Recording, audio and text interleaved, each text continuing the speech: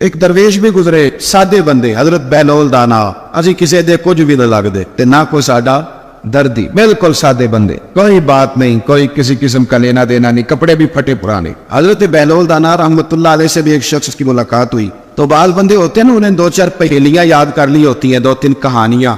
وہ کہتے ہیں جی میرے کسی مولوی نے سوال دا جواب نہیں دیتا, منا گا دیتا جی کوئی مولوی میرے بھی سوال دا جواب, تو چونکہ آپ کا ارادہ ہی نہیں ہے سوال کا جواب لینے کا, آپ نے پہلے فیصلہ کر لیا ہے کہ میں نے سوال ہی ایسا کرنا ہے جس کا کوئی جواب. ہم لوگ پتہ کیا کرتے, بے معنی سوال. اس لیے نبی پاک صلی اللہ علیہ وسلم نے فرمایا ہے کہ جس نے دین کا علم اس لیے سیکھا کہ جاہلوں پہ روب جمائے گا یا علماء سے بحث کرے گا, اللہ اسے جنت کی خوشبو بھی عطا نہیں کرے. بحث کرنے کے لیے علم نہ سیکھیں, عمل کرنے کے لیے علم سیکھیں, اور عمل کا رستہ اپنے لیے آسان کرنے کی کوشش کریں, عمل کا رستہ. اسی طرح کا ایک بندہ تھا, وہ کہتا تھا جی میرے سوال کا جواب کبھی نہیں کسی نے دیا. اس کی ملاقات ایک درویش سے ہو گئی, حضرت بہلول دانا سے. فرمانے لگے پوچھو بھائی کیا سوال ہے؟ کہنے لگا بابا میرے 3 سوال ہیں. ایک تو یہ بتائے کہ اگر رب ہے تو وہ نظر کیوں نہیں آتا, اور دوسری میرا سوال یہ ہے کہ اگر جو کراتا ہے شیطان کراتا ہے تو انسان کو سزا کس بات کی, اور تیسری بات یہ کہ آپ کہتے ہیں کہ شیطان جن ہے, آگ سے بنا ہے, تو اسے بھی آگ میں ڈالا جائے گا تو آگ کو کیسے جلائے گی؟ پہلی بات یہ کہ رب ہے تو نظر کیوں نہیں آتا, اور دوسری بات یہ کہ اگر سارا کچھ شیطان کراتا ہے تو پھر انسان کو سزا کس بات کی؟ اور تیسرا سوال میرا یہ ہے کہ اگر شیطان کو آگ میں ڈالا جائے گا تو وہ تو خود آگ سے بنا ہوا ہے, تو آگ کو کیسے جلائے گی؟ تو حضرت بہلول دانا تھوڑا سا سوچنے لگے, تو اس نے بڑی سخت بات کی. کہنے لگا مجھے پتا تھا جواب آپ کو بھی کوئی نہیں آتا. دیکھا نا, پڑ گئے نا سوچ میں. نیچے ایک روڑا پڑا تھا مٹی کا, اینٹ کا نہیں. مٹی بھی کئی دفعہ خشک ہو جائے نا دھوپ میں, کچی مٹی بھی تو روڑا تگڑا بن جاتا ہے. مضبوط روڑا پڑا تھا. حضرت بہلول دانا نے آؤ دیکھا نہ تاؤ دیکھا, روڑا اٹھایا اور زور سے سر میں دے مارا. اب وہ سر میں روڑا لگا, خون بڑا بہہ گیا. جا کے اس نے کوتوالے شہر کو سمجھنے SHO کو رپورٹ کرا دی کہ بابے نے نا میرا سر پھوڑ دیا ہے. بلا لیا, وہ SHO کہنے لگا بابا تو اس طرح کا ہے نہیں. اس نے کہا جی مار دیا. اب دیکھیں وہ کیا ہمارے ہاں پہلے نتیجہ لیا جاتا ہے, اور بڑے جناب اس کے پروگرام ہوتے ہیں, پلاننگ ہوتی ہے, اس کے مطابق پھر پرچہ کٹتا ہے. وہ جی میرا سر پھوڑ دیا ہے. بلا لیا. کہنے لگا یار وہ تو درویش بندے, اگر تو کہتا ہے تو چلو بلا لیتے. آپ آ گئے, تشریف لائے, تو اس نے کہا بابا آپ نے پتھر مار کے اس بندے کے سر کو پھوڑ دیا ہے. تو حضرت بہلول دانا کہنے لگے نہیں میں نے تو نہیں پھوڑا, میں نے تو اس کے 3 سوالوں کا ایک جواب دیا ہے. 3 سوالوں کا ایک جواب. اس نے کہا کیا؟ فرمانے لگے اس سے پوچھ لو. اس نے کہا جی کیا سوال تھے آپ نے؟ اس نے کہا جی پہلا میرا سوال یہ تھا کہ رب ہے تو نظر کیوں نہیں آتا. تو آپ فرمانے لگے میں نے تجھے روڑا مارا, درد ہو رہی ہے؟ کہنے لگا ہاں. کہنے لگے دکھا درد. درد ہوندی ہے نا ویسے, میرے میدے میں درد ہے جی. کتنے ہے جی میدا؟ میدا نظر درد ہوتی ہے کہ نہیں؟ کہتے ہیں میرے جگر میں تکلیف ہے. جگر نظر آ رہا ہے کہ میرا دل سوڑا پڑتا ہے. کتنے جے دل لے آؤ ٹھنڈی بال وائیے. دل ہے پر نظر. میں تو کہا کرتا ہوں ہمارے جسم میں بہت سارے ایسے حصے ہیں جو اللہ نے بنائے ہیں, ہمارے ساتھ ہے, اور ہم انہیں دیکھ سکتے ہیں. ہماری پشت ہے نا ہمارے ساتھ, ہماری اپنی ہے نا جی. کوئی بندہ لاکتے مارے چاند سے انہیں لڑنے کہ نہیں, کوئی ڈنڈا مارے تو لڑائی ہو جاتی ہے, لیکن کبھی پشت دیکھی بھی ہے. تو حضرت بہلول دانا کہنے لگے کہ اگر درد ہے تو پھر وہ کہنے لگا جی وہ دکھائی تو نہیں نہ جا سکتی, پر ہے تو صحیح نا. تو آپ فرمانے لگے رب ہے پر دکھایا تو نہیں نہ جا سکتا. تو قیامت میں نظر آئے گا, اور آئے گا تو انشاءاللہ سارے دیکھیں گے, کھول کے دیکھیں گے, اور راج کے دیکھیں گے. اور میرے نبی پاک فرماتے ہیں میں نے اپنا رب دیکھا ہے تو بڑی سونی صورت میں دیکھا ہے, بڑی سونی صورت میں. اور یہی بہتر ہے کہ پردوں میں وہ پردہ پوش رہے, وہ اگر پردے اٹھا دے تو کسے ہوش رہے. اچھا دوسری بات, حضرت بہلول دانا فرمانے لگے تیرا دوسرا سوال کیا تھا؟ کہنے لگا جی میرا دوسرا سوال یہ تھا کہ جو کراتا ہے شیطان کراتا ہے تو پھر انسان کو سزا قیامت میں کیوں ملے گی؟ تو آپ فرمانے لگے جا پھر تجھے روڑا بھی شیطان نے مارا, میرے اوپر پرچہ کیوں کٹا دیا, پکڑ جا کے اس کو. ایک دوست سوال پوچھ رہا تھا مجھ سے, کہنے لگا پیر صاحب میں نے طلاق دے دی ہے بیوی کو غصے میں. میں نے کہا طلاق ہو گئی. کہنے لگے میرا ارادہ ہی نہیں تھا, وہ تو غصہ تھا تو نکل گئی. میرا ارادہ میں کہ تو جو ایک بندہ مار چڑھے انہوں قتل ہی کر دے, تو بعد چاکھے میرا ارادہ تو تیرے اتنا کو کہن نہ کر دے, میرا خیال ہے تیرے کچھ نہیں کہیں گے, تیرے تے پرچہ بھی. میرا ارادہ نہیں تھا, غصہ آیا, لڑائی. اور کئی دفعہ ایسا ہوتا ہے کہ غصے کے عالم میں آپ کا واقعی مارنے کا ارادہ نہیں ہوتا, لیکن غصے میں پتہ ہی نہیں چلتا کون سا گھوسا کون سا مکہ کس کو لگ جاتا ہے نا جی. اب کو بندہ کہ میرا ارادہ نہیں تھا تو سزا ملے گی کہ نہیں ملے گی؟ تو اس لیے حضرت بہلول دانا رحمت اللہ تعالی علیہ فرمانے لگے کہ رب ہے, اس کے جلوے جگہ جگہ نظر آتے ہیں, اور اس کی ذات قیامت میں نظر آئے. وہ کس طرح کا ہے, کس معیار کا ہے, کس حال میں ہے, یہ پتہ قیامت میں چلے گا. آپ نے فرمایا تیرا تیسرا سوال کیا تھا؟ کہنے لگا جی میرا تیسرا سوال یہ تھا کہ شیطان آگ سے بنا ہے تو آگ کو آگ میں ڈالیں گے تو اسے کیا تکلیف ہوگی؟ تو آپ فرمانے لگے تو کس چیز سے بنا ہے؟ کہنے لگا مٹی سے. تو فرمایا میں نے تجھے کیا مارا ہے؟ کہنا مٹی. فرمایا درد ہوئی ہے؟ کہنے لگا بڑی. فرمایا اسے بھی ہوگی. ہوئی ہے نا درد؟ کہنے لگا ہوئی ہے. تو فرمایا اسے بھی. ایک مضمون ایک کالم نگار ہیں, کبھی کبھی ان کا پڑھتا ہوں, وہ میرا تھوڑا بہت ان سے رابطہ بھی رہتا ہے. ایک دن انہوں نے مضمون لکھا تو مضمون یہاں سے شروع کیا. کہنے لگے کہ ایک چودھری کا بیٹا مر گیا تو ایک غریب کا بچہ اپنی دادی سے پوچھتا ہے کہ اب چودھری کون بنے گا؟ تو اس نے کہا اس کا بیٹا. تو وہ کہنے لگا دادی اگر وہ بھی مر گیا؟ تو اس نے کہا اس کا بیٹا. اگر کہا وہ بھی مر گیا تو اس کا بیٹا. تو دادی کہنے لگی پترا سارا پنڈ بھی مر جائے تو چودھری نہیں بن سکتا. میں ان کالم نگار نے فون کیتا, میں نے کہا یہ تو نے کیا فضول بات لکھی ہے, میرے ساتھ چل میں تجھے بتاتا ہوں غریبوں کے بچے چودھری بنے ہوئے. ہاں چل میرے ساتھ میں دکھاتا ہوں. اگر امیر کا بچہ ان پڑھ نکلا تو وہ گن لے کے بینک کے دروازے پہ کھڑا ہے, وہ چوکیدار ہے. اور اگر غریب کا بچہ پڑھ گیا تو وہ مینیجر بن کے اندر کرسی پہ بیٹھا ہوا ہے. تو بچوں میں صلاحیت پیدا کر. یہ تو نے کیا بات کر دی کہ چودھری نہیں بن سکتے؟ یہ تجھے کس نے کہا؟ یہ تو بچوں کو اقبال کہنے لگے کہ شکایت ہے مجھے یا رب خدا بندان مکتب سے, سبق شاہی ہے بچوں کو دے رہی ہے خاک بازی کا.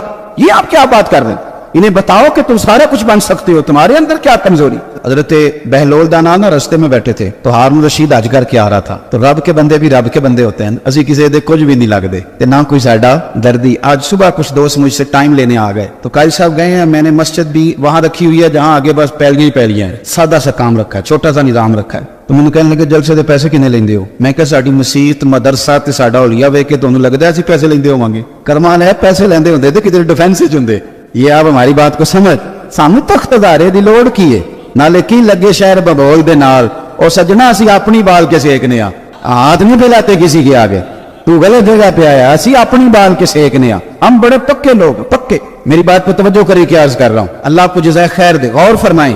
لیکن نا میرے لیے بڑا مشکل ہو جائے, میری بڑی تکلیف ہے, میرے یہ ٹانگوں میں زخم ہے, میں چل ہی نہ سکوں. اور اگر بندے نے پیسے طے کیے ہوں تو پھر تو وہ ٹینشن میں رہتا ہے, وہ تو بڑا پریشان رہتا ہے کہ دیہڑی تھوڑی لگی. پھر وہ ڈھونڈتا ہے کہ کوئی دیگر تو بعد بھی مل جانا نا فیصلہ آباد تے 10 بھی رلدا. لیکن اگر آپ کا ارادہ ہو نا, یار سن تو معمولی آدمی نہیں, تو مدینے والے محبوب کے دین کا نمائندہ بنا ہوا ہے. تو پھر جو چسکا ہے نا وہ بھی بڑا ہی شاندار ہے. پھر وہ خواجہ صاحب کہتے کوٹ مٹھن سے کہ میں اپنی حیاتی تو قربان تھی ماں, اور دیکھو میری محمد تکیندے گزر گئی. دیکھو میں کتنا خوش بخت ہوں. اور بریلی کے امام فرمانے لگے فرشتے بھی کرتے ہیں تعظیم میری, فدا ہو کہ ان پر یہ عزت ملی ہے. سنیں اور یاد رکھ, حضرت بہلول دانا بیٹھے تھے تو ہارون رشید گزر رہا تھا گھوڑے پہ, حج کر کے آ رہا تھا. تو بڑے اس کے نعرے لگ رہے تھے, تو بابا کونے میں بیٹھا ہے, بڑے نعرے پیچھے ہٹ جاؤ پیچھے ہٹ جاؤ پیچھے ہٹ جاؤ. اور ہمارے اہل سنت میں تو جس دن آپ نے کہہ دیا نا پیچھے ہٹ جاؤ, یہ تو مطلب ہے ان کسی نہیں ہٹنا. اگر آپ کہیں رستہ دے دو تو اس کا ترجمہ یہ ہے کہ اب کسی نے رستہ نہیں دینا, یہ مزاج ہے. یعنی کوئی بندہ ویسے ہمارے یہاں ایک پل بنا شہر میں نیا, تو ایک دن وہاں رش بڑا تھا, تو میں نے ایک دوست سے کہا کہ پتہ نہیں تھے بندے کیوں کھڑے ہوئے, تو کہتا ہے ایک ویسے کھلوتا ہونا ہے, باقی پھر ٹور کے ہونے پتہ کرو کیوں کھلوتا ہے. یہ مزاج ہے, اس مزاج کو بدلیں, تھوڑی تحقیق بنائیں اپنے ذہن میں. جس طرح سے قومیں کمزور ہو جاتی ہیں, آپ قومی ذہن بنائیں, وقت کو ضائع نہیں کریں. وہ بڑے لوگ تھے, بڑا مجمع تھا, لیکن حضرت بہلول دانا کونے میں بیٹھے تھے. ہارون رشید خود چل کے گیا, کہنے لگا بابا کیا دیکھ رہے ہو؟ تو آپ فرمانے لگے دیکھ یہ رہا ہوں کہ تجھ سے پہلے بھی لوگوں نے اپنے بڑے نعرے لگوائے, آج انہیں پوچھتا کوئی نہیں. دیکھیں نا میرے جیسے لوگوں کو غلطی لگ جاتی ہے کہ ہمارے بڑے اشتہار چھپتے ہیں, ہمارے لیے بڑے لوگ آتے ہیں, لیکن 9 پہیاں دس دیاں قبراں جنہاں تے پھول پے, او پایا ادھروں کوئی نہیں جی آمدہ, ادھروں لکھاں گئے. ہمیں غلطی لگ جاتی ہے, غلط فہمی بن جاتی ہے. سنو اور یاد رکھنا, جب کہا نا کہ تیرے جیسے میں نے بڑے دیکھے, بڑے نعرے لگے, پر آج پوچھتا کوئی نہیں, تو ہارون رشید کہنے لگا بابا وقت کا بادشاہ ہے, یہاں MNA کسی سے ذرا تگڑی سلام لے لے تو بندے کہتے ہیں میرے اب سارے کام بن گئے. لیکن توحید اور رسالت والے لوگوں کا مزاج دیکھو کیا ہے. کہنے لگا بہلول دانا سے ہارون رشید کہنے لگا بابا جی کوئی حکم ہوا تو بتائیے گا. تو جناب بہلول دانا ہنسنے لگے, مسکرانے لگے, کہنے لگا جی میں نے کوئی لطیفہ تو نہیں سنایا, عرض کیا کوئی حکم ہو تو بتائیے گا. آپ فرمانے لگے یار تو بندہ ہو کے کس طرح کی باتیں کر, جا اپنا کام کر, جا کے جا وہ رستہ ہے اپنا رستہ ناپ. کہنے لگا حضور بتائیں تو صحیح. آپ فرمانے لگے سونا ہارون رشید تیرا کیا خیال ہے کہ میرا رب ہارون رشید کو دے گا اور بہلول دانا کو بھول جائے گا؟ یہ تو نے کیسی بات کر دی, یہ تو نے کیا کہا کہ میرے لیے کوئی حکم ہو تو جا اپنا کام کر, جا. یہی حال جو میرے محبوب کے ماننے والے ان کا ہے. دیکھو میں اپنے مدرسے کے طالب علموں سے کہتا رہتا ہوں, لوگوں کے سامنے ہاتھ پھیلاؤ گے تو تمہاری بھوک بڑھے گی. لالچی آدمی جو ہوتا ہے اس کی بھوک روز بڑھتی ہے. یہ نفس کی بھوک ہے نا, یہ جن لوگوں کو اچھا کھانے کی طلب لگ جاتی ہے نا, صبح کے ٹائم پائے سے ناشتہ کر کے نا تو ان کا ارادہ ہوتا ہے کہ آج شام کو میں نے برگر کھانا. یہ طلب ہے, نفس بچہ ہے, جتنی بڑھائیں گے نا یہ بڑھ جائے. اور اگر آپ کا خیال ہے نا یار کمر سیدھی کرنے کے لیے کھانا ہے تو پھر اچار اور اس پہ وہ میری والدہ کہا کرتی تھی, میرے ابا جی ان سے کہتے تھے کہ تم چار پالا ہے تے بڑو لج دانے پالا ہے تے گرمیاں پرواہ کوئی نہیں, تو پھر اس میں بندہ سکھی رہتا ہے. پھر قناعت والی زندگی, پھر زندگی حسین ہو جائے.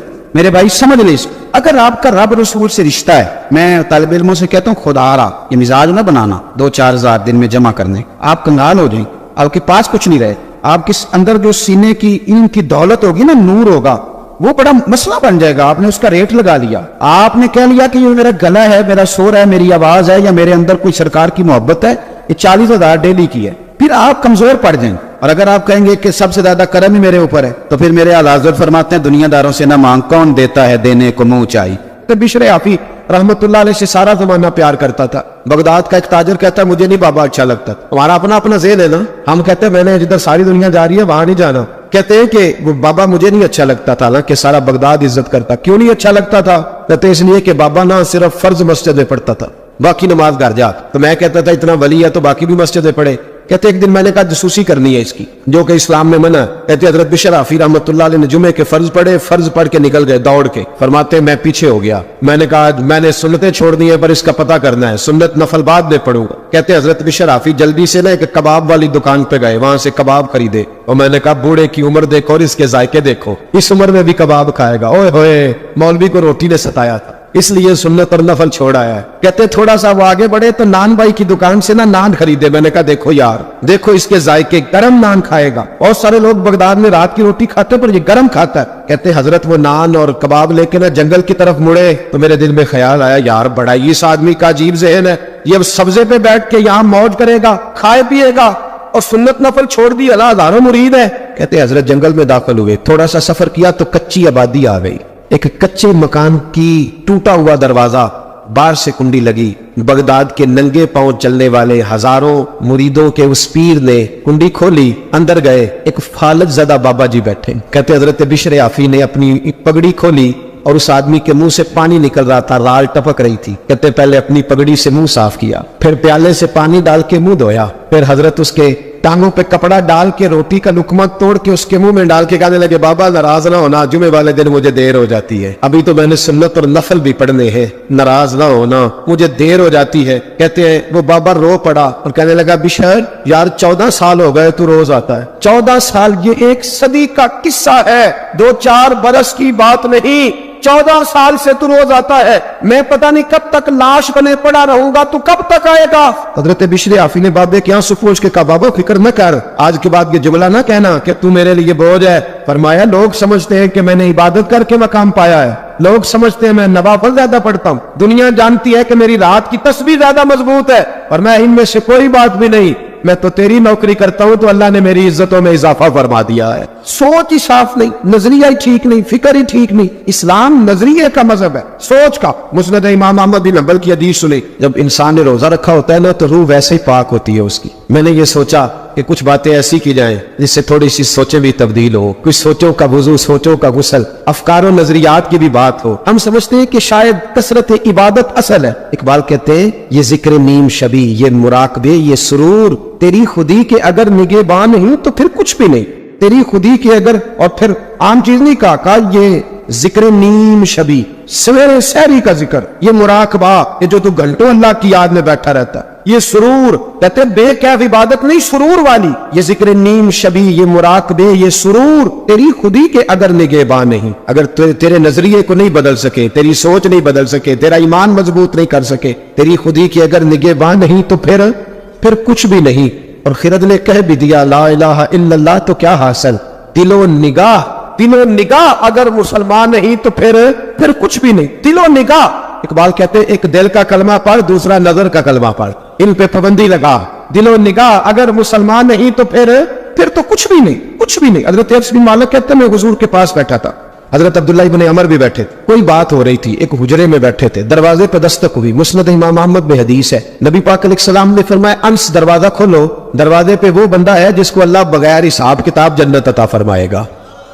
وہ بندہ ہے دروازے پہ. حضرت انس بن مالک کہتے میں نے دروازہ کھولا تو بندہ دیکھا, غریب سا ایک انصاری صحابی, اور بندہ بڑا سادہ, وضو تازہ کر کے آیا ہے تو پانی کے قطرے داڑھی سے بہ رہے. اور چمڑے کے جوتے اس نے لپیٹ کے نا تو بغل میں چھپائے ہوئے آ کے عطیات کی حالت میں بیٹھا، حضور سے 2-4 باتیں کی، چلا گیا۔ ہم اس کا رنگ دیکھتے رہے اور مصطفیٰ کا کرم دیکھتے رہے۔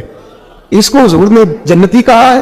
کہتے اگلے دن اسی ٹائم اسی وقت ہم حضور کے پاس بیٹھے تھے، پھر دروازے پہ دستک ہوئی۔ حضور نے فرمایا دروازہ کھولو۔ دروازے پہ وہ بندہ ہے جس سے اللہ بغیر حساب کتاب جنت عطا فرمائے گا۔ کہتے ہیں دروازہ کھولا اور جیسے ہی میری نظر پڑی، بندہ بھی وہی ہے جو کل آیا تھا اور انداز بھی وہی ہے جو کل تھا، اسی طرح پانی کے قطرے، اسی طرح جوتے بغل میں۔ السلام علیکم، کل حضور فلاں بات کی تفصیل پوچھنی مجھ سے رہ گئی تھی، غلطی ہوگی، دوبارہ آیا ہو۔ اس نے اپنی گفتگو کی، چند جملوں میں بات سمیٹی، چلا گیا۔ فرماتے اتفاق کی بات کہ دن تیسرا، بندے بھی ہم دونوں، میں اور عبداللہ ابن عمر، حضرت انس بن مالک کہتے ہیں دونوں بیٹھے تھے، سیم ٹائم سیم ڈے۔ پھر دستک ہوئی، حضور نے فرمایا دروازہ کھولو اور مسکرا کے فرمایا دروازے پہ وہ بندہ ہے جس سے اللہ بغیر حساب کتاب جنت عطا فرمائے گا۔ کہتے ہیں کھل اٹھے ہمارے چہرے، باہر گئے، دستک ہوئی تھی، دروازہ کھولا۔ فرماتے مجھے یقین تھا وہی ہوگا جو 2 دن پہلے آیا تھا، اور میرے یقین کے مطابق ہی کام ہوا، وہی بندہ تھا جو کل بھی تھا، جو پرسوں بھی تھا، حالت اور کیفیت اور انداز بھی وہی تھا۔ پانی کے قطرے بہ رہے ہیں اور اس شخص نے جوتے بغل میں دبائے ہوئے خدمت میں حاضر ہوا، بیٹھ گیا، بات چیت کی، چلا گیا۔ حضرت انس بن مالک کہتے تھوڑی دیر ہوئی تو حضور بھی تشریف لے گئے۔ حضرت عبداللہ ابن عمر مجھے کہنے لگے یار ویسے کتنے اس کے نصیب ہے، کوئی آیا لے کے چلا گیا، کوئی عمر بھر بھی نہ پا سکا، میرے مولا تجھ سے گلا نہیں، یہ تو اپنا اپنا نصیب ہے، یہ تو اپنا اپنا، اور نہ کسی کے حال پہ طنز کر، نہ کسی کے غم کا مذاق اڑا، وہ جسے چاہے جیسے نواز دے، یہ مزاج لطف رسول ہے صلی اللہ تعالی علیہ وسلم۔ کہتے ہم لوگ گفتگو کرنے لگے، عبداللہ ابن عمر مجھ سے کہنے لگے یار ویسے پتہ کرنا چاہیے یہ کون سا عمل کرتا ہے، پتہ کرنا، جیسے ہم نہیں پتہ کرتے کہ یہ بندہ بڑا چمک گیا، پتہ کرو کون سا کاروبار کرتا ہے، ذرا اس کی جاسوسی تو کرو۔ اور بندے بھی بڑے سمجھدار ہیں، وہ سائیڈ بزنس نہیں بتاتے، وہ کہتے ہیں وہ جو میرا علیحدہ ہے وہ نہیں بتانا، کہیں یہ رہنا شروع کر لے۔ حالانکہ انسان کے پاس جو خوبی، جو اللہ نے اسے دولت دینی ہوتی ہے، وہ اپنا اپنا نصیب ہوتا ہے، وہ گھر میں بیٹھے بھی اللہ عطا کر دے۔ وہ کہتے ہیں کہ پتہ کرو کیا عمل کرتا ہے، تو حضرت عبداللہ ابن عمر کہتے ہیں میں اس کے پیچھے ہو گیا، اس سے سلام لی، تو میں نے کہا مجھے 2-3 دن کے لیے مہمان بنا لو گے؟ مان نہ مان، میں تیرا مہمان، 2-3 دن کے لیے مہمان بنا لو گے؟ تو کہتے ہیں مجھ سے کہنے لگا کوئی گھر میں جھگڑا ہو گیا ہے، کیونکہ پڑوس میں تو تمہارا قریب ہی تو تمہارا گھر ہے، میرے مہمان بننے کو جھگڑا ہے؟ تو میں نے کہا چلو ایسے ہی سمجھ لو، پر مجھے مہمان بنا لو۔ کہتے ہیں میں 3 دن اور 3 راتیں اس شخص کے ساتھ رہا، وہ کتنا صدقہ کرتا ہے میں نوٹ کرتا رہا، نماز کتنی پڑھتا ہے، اس کا کیا، میں چاہتا تھا کہ وہ عمل مجھے ملے اس کی برکت سے مصطفیٰ نے اسے 3 مرتبہ جنتی فرمایا ہے، تاکہ وہ کیفیات مجھے بھی ملے۔ حضرت عبداللہ ابن عمر کہتے ہیں کہ میں نے کوئی خاص چیز نہیں دیکھی، وہ عشاء پڑھتا تو فجر تک بستر پہ کروٹیں لیتا اور میں الحمدللہ اٹھ کے تہجد بھی پڑھتا، نوافل بھی پڑھتا۔ کہتے ہیں وہ 1 سپارہ پڑھتا، میں 3 پڑھتا۔ فرماتے اس نے 3 دنوں میں کھجور بھی صدقہ نہیں دی، کہ کھجور بھی، اور میں نے بڑے بڑے غریبوں کی مدد کی۔ میں کہنے لگا کہ عمل تو میرا زیادہ ہے اس سے، پھر خوبی کیا ہے؟ خاص توجہ کرنا، اسلام اور دین کا جو فکری اساس ہمیں صحابہ نے دی۔ حضرت عبداللہ ابن عمر کہتے ہیں میں نے تیسرے دن اسے کہا بھائی اللہ تیرا بھلا کرے، تو نے بڑی خدمت کی، میں نے جانا ہے میرا کوئی جھگڑا نہیں ہوا تھا، میں تو بس تیرا عمل دیکھنے آیا تھا کہ تو عمل کیا کرتا ہے۔ تو وہ صحابی کہتے ہیں مجھے کہنے لگے یار تو میرا عمل دیکھنے آیا تھا، مجھے بتا تو صحیح کیوں دیکھنے آیا میرا عمل، تجھے کیا ضرورت پڑی میری جاسوسی کی؟ تو کہتے ہیں مجھ سے جب اس نے سوال کیا تو میں نے اس کو کہا بھائی تو 3 دن آیا نا، ہم بیٹھے ہوئے تھے، کہا ہاں میں آتا رہا ہوں، کہ 3 دن نبی پاک نے فرمایا اللہ تجھے بغیر حساب کتاب جنت عطا فرمائے گا۔ تو میں چاہتا تھا کہ میں ذرا جاسوسی کروں، ذرا دیکھے، کھوج لگاؤں کون سا ایسا عمل ہے، آپ بھی ذرا دھیان دیجئے گا کون سا ایسا عمل ہے، حالانکہ تو عشاء پڑھتا ہے، اٹھ کے فجر پڑھتا ہے، میں تہجد بھی پڑھتا ہوں، تیرا سپارہ 1 ہے میرے 3 ہے، کون سا ایسا عمل ہے جس کے سبب تجھے جنت ملے گی؟ کہتے ہیں وہ صحابی کہنے لگے یار کوئی ایسا عمل نہیں، کوئی شے نہیں، میں اس قابل ہی نہیں، من دانم کے من دانم، جو میں ہوں مجھے پتا ہے۔ کہا پھر کوئی بات تو ہوگی، تیری مہربانی بتا دے، میں نے 3 دن 3 راتیں محنت کی ہے، بتا دے۔ کہتے ہیں وہ کہنے لگے اگر تجھے بتاؤں نا تو پھر سن، میں جب رات کو سوتا ہوں تو اپنے دل پہ نظر ڈالتا ہوں، اور سویرے جب اٹھتا ہوں تو پھر اپنے دل پہ نظر ڈالتا ہوں، موبائل پہ نہیں، کنجی پہ نہیں کہ چابیاں کدھر ہے، بٹوے پہ نہیں، میں رات کو سوتے ہوئے بھی اپنے دل پہ نظر ڈالتا ہوں، سویرے اٹھتے ہوئے بھی میں سب سے پہلے اپنے دل پہ نظر ڈالتا ہوں۔ فرماتے ہیں الحمدللہ میرے دل میں کسی کا حسد نہیں ہے، کسی کے بارے میں کوئی کینہ نہیں، کوئی کسی کے بارے میں میل نہیں، میں اللہ کے ہر بندے کے بارے میں سوچ، نظریہ، فکر اچھی رکھتا ہوں۔ اور فرمایا میں تیرے بارے میں بھی عبداللہ یہی سوچتا ہوں کہ تو مجھ سے زیادہ نیک۔ الحمدللہ اس وقت بھی میرا ذہن یہ ہے کہ انس بن مالک مجھ سے زیادہ پرہیزگار ہے، اس وقت بھی میری سوچ یہ ہے کہ محبوب کے سب صحابہ میں سب سے کمزور میں ہی ہوں۔ ناطق عبداللہ ابن عمر کہتے ہیں میں نے اس کا ہاتھ چوما، میں نے کہا سمجھ آ گئی ہے، تیرا نظریہ، تیری سوچ پکی اور سچی مسلمان ہے، تو دل اور روح کا مسلمان ہے، تو نظر اور روح کا مسلمان ہے. یہ سبب ہے کہ اللہ کے رسول نے زمین پر چلتے ہوئے بھی تجھے 3 دفعہ جنت کی بشارت عطا فرما دی. گویا تھا غوث اعظم کے زمانے میں، گانے گاتا تھا تو غوث اعظم اسے سمجھاتے تھے یہ طریقہ درست نہیں. بات چیت سے وہ مخالفت کرنے لگ گیا، اور لوگ جب ان کے مفادات پہ ٹھوکر لگتی ہے تو وہ ذات پات پہ اتر آتے ہیں. وہ کہتا ہے جی دیکھو میرے پیچھے رش بڑا، لوگ سنتے بڑے ہیں، تو عبد القادر تو معاذ اللہ جلتے ہیں مجھ سے. خیر بڑی مخالفت کی، باتیں ٹٹول کے لاتا، کھاتے کہاں سے ہے، لنگر کہاں سے آتا، یہ کیا ہے. حضور غوث اعظم ہستیاں کرتے، فرماتے چل ٹھیک ہے موج کر. وقت گزرتا گیا، بوڑھا ہو گیا، لوگ اس کی آواز کے دیوانے تھے. گلے کی آواز بڑا سریلی تھی، وہ اب دھیمی پڑ گئی. وہ جو اسے سنتے تھے وہ کسی اور کو سننے لگے. گھر میں بھی جب تک پیسے آتے تھے تب تک تو گھر میں بھی بڑی قدر تھی. اب جب گھر میں کچھ نہ دیا تو بچوں نے بھی نکال دیا. حالت یہ ہوئی کہ قبرستان جا کے بیٹھ گیا. مکھیاں بھنکتی ہیں، پہننے کو کپڑا کوئی نہیں، کھانے کو روٹی کوئی نہیں. میرے شیخ، میرے غوث اعظم اس گلی سے گزرے. جب غوث اعظم گزرے تو اس کی حالت دیکھی تو محبوب پاک کا وہ طریقہ یاد آ گیا. سلام اس پر کہ جس نے دشمنوں کو بھی کوائیں دی، سلام اس پر کہ جس نے گالیاں سن کر دعائیں دی. تو حضور غوث اعظم گھر گئے، غلام کو بلایا، فرمایا 100 دینار لے جا، اس گویے کو دیا، بتانا نہ کس نے بھیجے، دے کے لوٹ آنا. وہ کہتا میں گیا تو بڑی بری حالت، پھٹے ہوئے کپڑے، خستہ حالی. جا کر کے 100 دینار دیے. میں نے کہا لو. اس نے آنکھیں کھولی تو بڑھاپے سے بری حالت، بیماری، ذوف. کہنے لگا کس نے بھیجے ہیں؟ تو میں نے کہا مجھے پہنچانے کا حکم ہے، بتانے کا نہیں. تو کہتے اس کی آنکھوں میں آنسو آ گئے. کہنے لگا میں بھی سارے بغداد کو جانتا ہوں، مجھے پتا ہے اس حالت پہ اگر مجھ پہ کوئی کرم کر سکتا ہے تو وہ عبد القادر جیلانی ہے. مجھے بھی پتا ہے، میں بھی جانتا ہوں اس حال میں گرے ہوئوں کو تھامنا اگر کسی کا طریقہ ہے تو وہ غوث اعظم کا ہی ہے، وہی مجھ پہ کرم کر سکتے ہیں. کہتے میں خادم کہتے میں دیکھ کے آیا تو وہ میرے پیچھے پیچھے چلنے لگا. حضور غوث اعظم پڑھا رہے تھے تو سامنے آ کے کھڑا ہو گیا. نظر اٹھائی آپ نے، فرمایا میں کیا خدمت کر سکتا ہوں. چیخ ماری اس نے، رویا، قدموں میں گرا. لگا عبد القادر تو میرے نبی کا سچا وارث ہے، تو سچا وارث ہے نبی پاک صلی اللہ علیہ وسلم کا. میں ساری زندگی مخالفت کرتا رہا اور جب میرا کوئی نہ بنا تو میرا بن گیا. اب مجھے بتا کہ اس بڑھاپے میں توبہ کروں تو اللہ قبول کر لے گا؟ تو غوث اعظم فرمانے لگے تو سچے دل سے توبہ کر، اللہ تیری توبہ بھی قبول فرمائے گا اور تجھے اپنے نیک بندوں میں شامل بھی فرمائے گا. شرط یہ ہے کہ سچے دل سے کہا. حضور غوث پاک کے پاس بی بی آ گئی. اس نے کہا حضور بے اولاد ہوں. میرے محلے میں ایسی عورتیں بھی ہیں جنہیں اللہ نے 14 بچے دیے، میں بے اولاد ہوں. اولاد بڑا میٹھا پھل ہے، تو میرے آنگن میں اگر ایک پھول کھل جائے تو میرے گھر میں بھی خوشبو پھیلے گی، میرے گھر میں بھی کوئی بچہ روئے گا تو میرا گھر بھی رونق والا ہو جائے گا. تو حضور میری ساس اب کہتی ہے رکھنا نہیں، اسے طلاق دے دینی ہے. میرا خاوند مجھے کہتا ہے میں مجبور ہوں، میں نے بڑا عرصہ تجھے نبھایا ہے. حضور میں غریب ہوں، میرے پہ نظر کرم ہو جائے، میرے لیے دعا کرے، میرا مالک مجھے ایک بیٹا دے دے. یوں ہاتھ اٹھائے غوث اعظم نے، اے اللہ تیری بندی تیرا بندہ سمجھ کے آئی ہے. کیا لفظوں کا حسن ہے، کیا جملوں کی تاثیر ہے. اے اللہ تیری بندی تیرا بندہ سمجھ کے آئی ہے تو مہربانی کرنا، جو تو نے اس کے دل میں ڈالا ہے وہ اسے عطا بھی فرما دے. لفظوں کا جملوں کی ترتیب دیکھیں، جو تو نے اس کے دل میں ڈالا ہے اسے عطا بھی کر دے. تو عاطف غیب سے ندائی عبد القادر اس کے نصیبے میں ہی نہیں، مقدر میں نہیں. میں نے کہا انہیں منوانا آتا. جب کہا نہیں تو غوث پاک رو پڑے. کہنے لگے میں سمجھ گیا ہوں، تو مجھے رسوا کرنا چاہتا ہے، تو مجھے رسوا کر دے. تو رسوا کرنا، تجھے نہیں پتا تھا عبد القادر کے پاس جا رہی ہے؟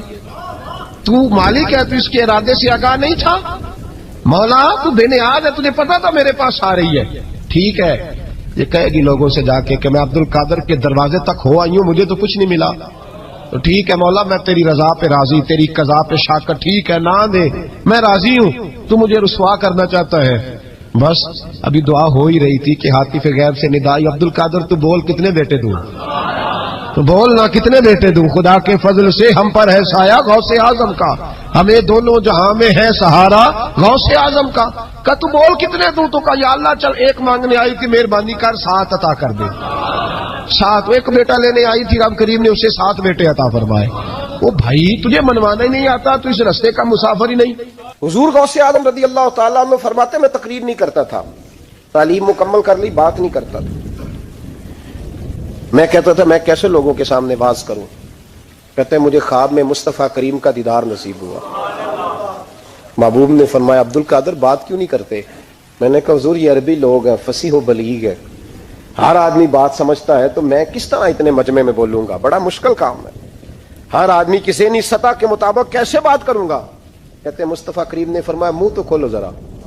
کہتے ہیں میں نے منہ کھولا تو حضور نے 7 دفعہ لعاب دہن میرے منہ میں ڈال دیا. فرمایا اب تو بولتے جانا اور میری برکتیں تیری مدد کرتی جائیں گی. آپ فرماتے ہیں اگلی شام میں سویا تو مولا علی شیر خدا بھی آ گئے تو فرمانے لگے عبد القادر منہ کھول نا بیٹا، تو میرا بھی ہے. کہتے ہیں میں نے منہ کھولا تو حضرت علی نے 6 دفعہ لعاب دہن ڈالا.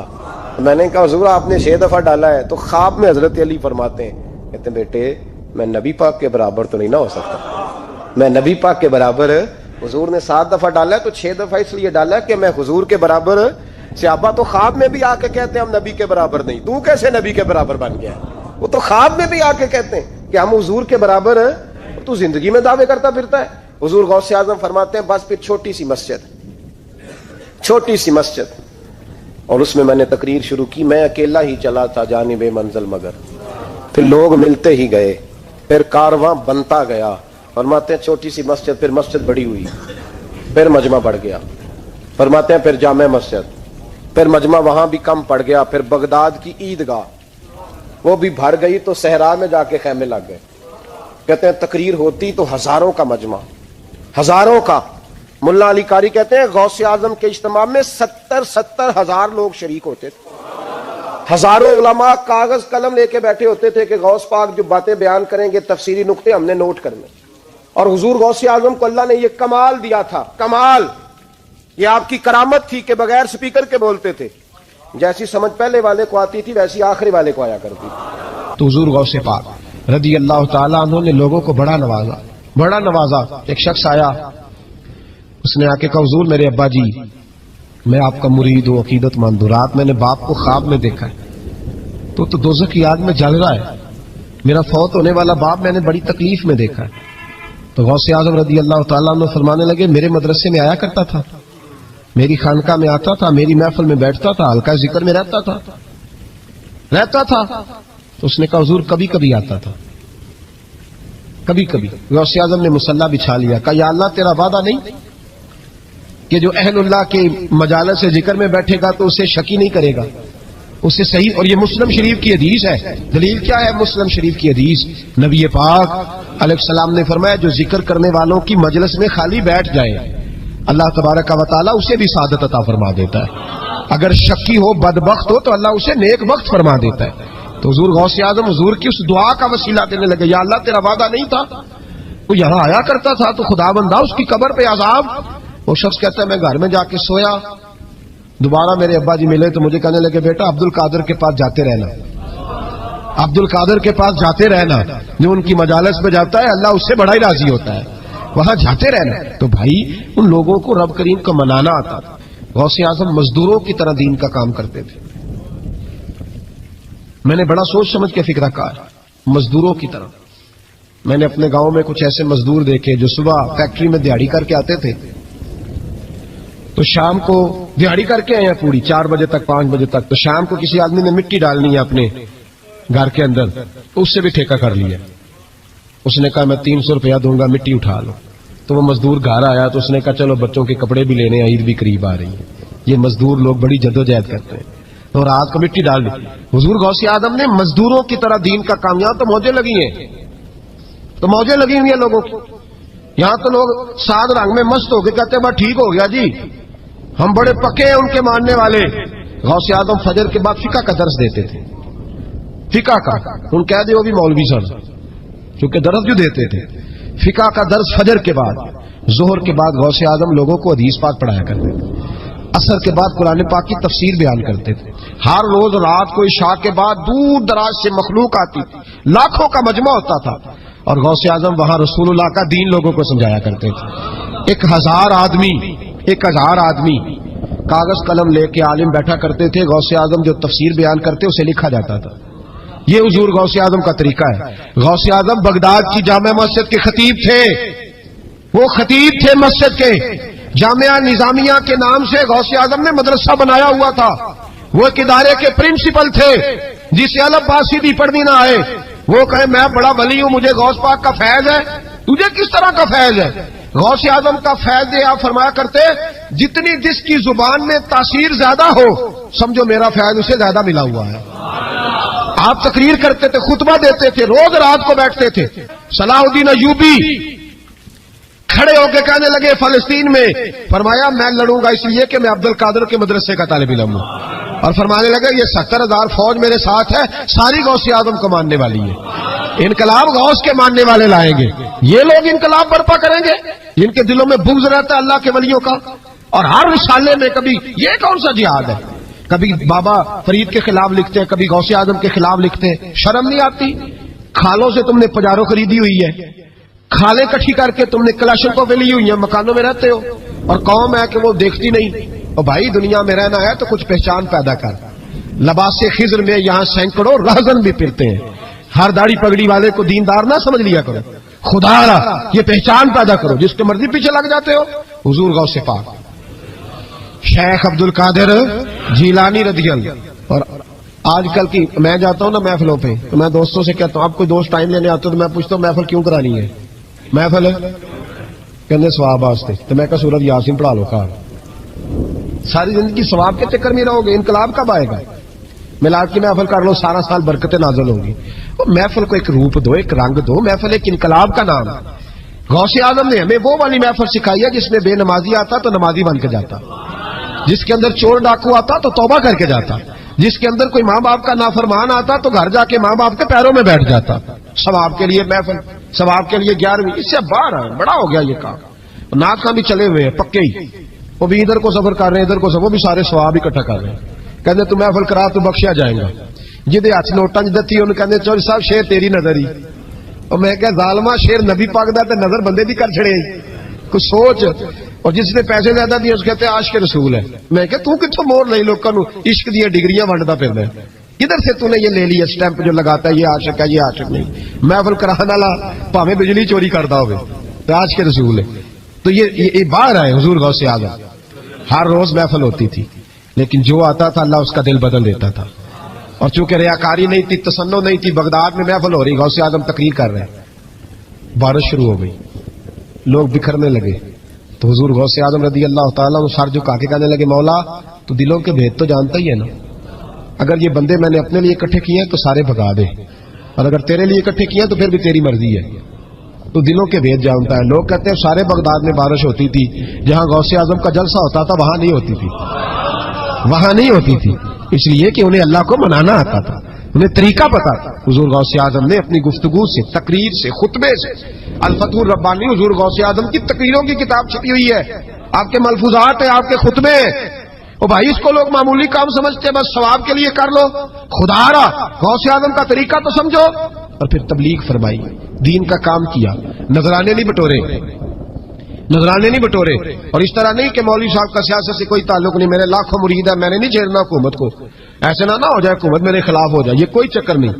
بادشاہ وقت آیا نذرانہ دینے, وقت کا بادشاہ نذرانہ دینے آیا. وہ کہتا میں رستے میں سوچ رہا تھا کہ اگر یہ ولی ہوئے تو مجھے پتا چل جائے گا, اگر تو انہوں نے سیب کھلائے نا, سیب کا موسم نہیں, پھر تو ولی اللہ ہے, اور اگر سیب نہ کھلائے تو پھر نہیں میں مانتا. ٹھیک ہے نا جی, جس طرح کے آج مرید ہوتے ہیں لوگ, کہتے ہیں سیب کھلائے تو پھر بادشاہ تھا نا. تو کہتے ہیں میں 2 تھیلیاں شرفیوں کی بھی لے گیا کہ پیر صاحب کو پیسے دوں گا تو نرم بھی ہو جائیں گے میرے حق میں, پیر ہو جائے تو نرم اللہ ماشاء اللہ. کہتے میں گیا تو میرے دل میں خیال تھا اگر آج بے موسم سیب کھلائیں تو ولی مانوں گا. کہتے ہیں غوث اعظم نے یوں ہاتھ اٹھائے, موسم بھی نہیں تھا پر 2 سیب ان کے ہاتھوں میں آ گئے, اور آپ میری طرف سیب بڑھا کے کہنے لگے ولایت کو سیبوں سے نہیں تولنا چاہیے, تو سیبوں سے تولتا پھرتا ہے, یہ تو اللہ کی رضا والا کام ہے. یہاں کوئی تاجر تھوڑی محنت کرے, کھاد شاد ڈالے تو وہ بھی بے موسم پھل اگا لے گا. تو کس چیز سے میری ولایت چیک کر رہا ہے؟ یہ پکڑ چھری اور یہ پکڑ سیب اور کھا. کہتا میں نے کاٹ کے کھایا تو سیب کڑوا نکلا. غوث اعظم کہنے لگا کیا ہوا, کڑوا ہے؟ حضور ہاں.